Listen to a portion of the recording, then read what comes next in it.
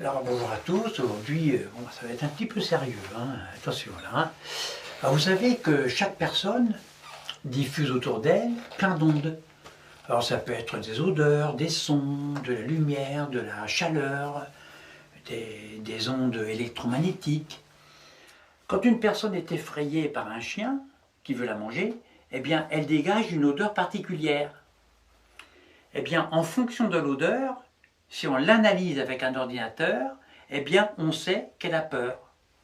On dégage aussi des odeurs spécifiques en fonction de nos états de santé ou de nos cycles hormonaux.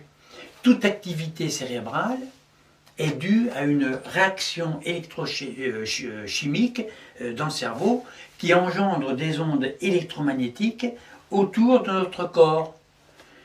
Et la vision d'une endive, par exemple, engendre une image d'endive dans notre cerveau qui engendre des ondes électromagnétiques spécifiques à la vision d'une endive. Une personne qui calcule, par exemple, 3 x 4, eh bien, elle émet des ondes correspondant à son calcul mental 3 x 4. Notre dialogue intérieur, on se parle toujours, le flux est continuel, eh bien, notre dialogue intérieur émet aussi des ondes électromagnétiques autour de nous. C'est en quelque sorte notre aura. Alors maintenant, si on capte ces différentes ondes et qu'on les interprète grâce à une intelligence artificielle, eh bien, grâce à la collecte de ces données, de leur analyse, eh bien, on peut tout connaître d'une personne. On peut savoir ce qu'elle voit, ce qu'elle entend, ce qu'elle mange, ce qu'elle ressent, ce qu'elle pense. Il suffit d'un capteur dirigé sur la personne qui se met en biorésonance avec son ADN pour tout connaître d'elle, pour l'espionner à son insu. Vous voyez, c'est sérieux ce que je vous raconte aujourd'hui. Alors aujourd'hui, les machines, les ordinateurs puissants peuvent lire nos pensées. Ce n'est plus du tout de la science-fiction, c'est réel maintenant. C'est top secret, mais des recherches dans cette direction sont menées et appliquées par les militaires à partir de l'ADN des gens. Alors, des militaires américains, russes, chinois.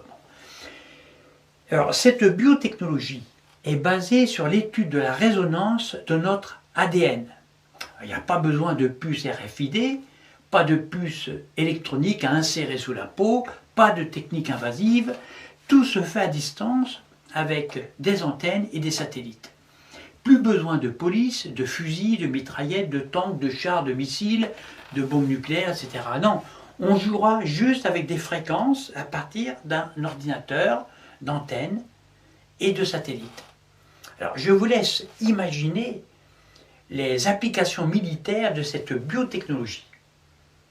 On peut ainsi espionner nos ennemis jusque dans leur camp, connaître leurs intentions. On peut espionner un concurrent industriel. Alors ça peut aller très loin, puisque les Chinois peuvent ainsi connaître ce que vous posez dans votre caddie. La fin de nos libertés, et notamment celle des consommateurs, est proche. On ne pourra plus faire de shopping librement.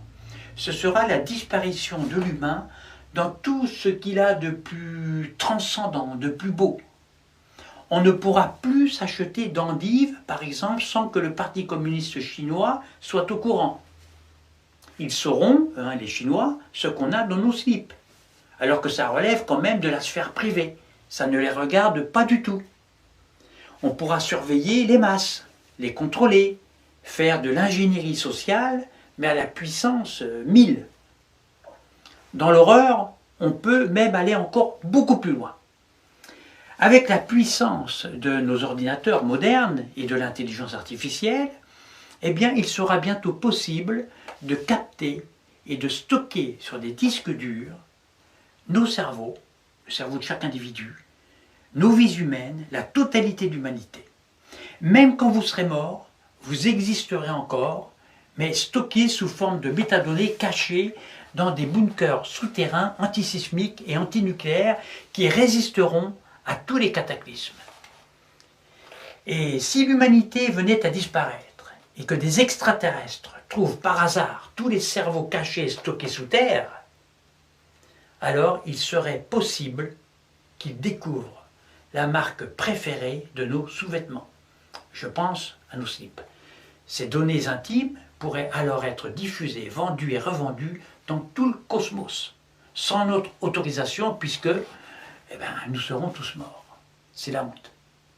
Donc quand vous achetez vos slips, désormais faites très très attention, parce que c'est une question de fierté, de dignité humaine. Cette biotechnique qui consiste à collecter vos données à votre insu est encore plus perverse qu'on ne peut l'imaginer. On peut non pas seulement collecter vos données, mais agir dans l'autre sens, c'est-à-dire envoyer des fréquences à partir de satellites qui se mélangent à celles de la victime ou des victimes. Dans ce cas, la victime, les cobayes, la victime engendrera des voix, elle verra des choses qui n'existent pas, on modifiera ses pensées et sa personnalité. Les hallucinations des masses seront contrôlées par des algorithmes. On pourra intégrer dans les cerveaux des souvenirs, des envies, des regrets, des souffrances, des pulsions, des comportements de moutons par exemple. Et pour cela, il suffit d'entrer en biorésonance avec l'ADN des cobayes. De même qu'on peut activer une cafetière à distance, de même on peut pirater un cerveau depuis un satellite qui se cale sur la fréquence de l'ADN de l'individu. Alors on peut aussi imaginer modifier complètement un groupe d'individus en dirigeant sur eux un champ de fréquences qui fera que le groupe se comportera comme des esclaves, des bêta-sous, des crétins, ou alors comme des gens très intelligents, empathiques, fraternels, humains quoi. Tout dépendra de la volonté des maîtres du monde, de ceux qui tirent les ficelles. Et actuellement, c'est quand même mal barré. Aujourd'hui, moi je le sais, des gens sont torturés avec cette biotechnologie de très haut niveau. Je sais. Ils sont réduits en moutons à leur insu.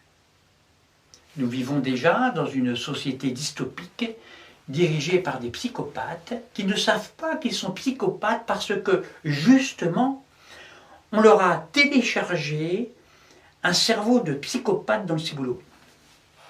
On a des chefs au gouvernement et puis des grands professeurs de médecine, bon, je vais pas donner des noms, ça sert à rien, dans lesquels on a téléchargé un cerveau qui n'est pas le leur. On leur fait faire ce que l'on veut. Moi, là, j'ai en tête, tout de suite, là, un ministre, en l'observant bien, on voit que ce n'est pas lui. On voit bien qu'il est quelqu'un d'autre. Même lui ne sait pas qu'il est quelqu'un d'autre. Sa tête, ça saute aux yeux, c'est une tête de psychopathe téléchargé. Et il fait peur. Et d'autres comme lui font peur, et même très peur. Alors nous sommes aujourd'hui le samedi 18 2021.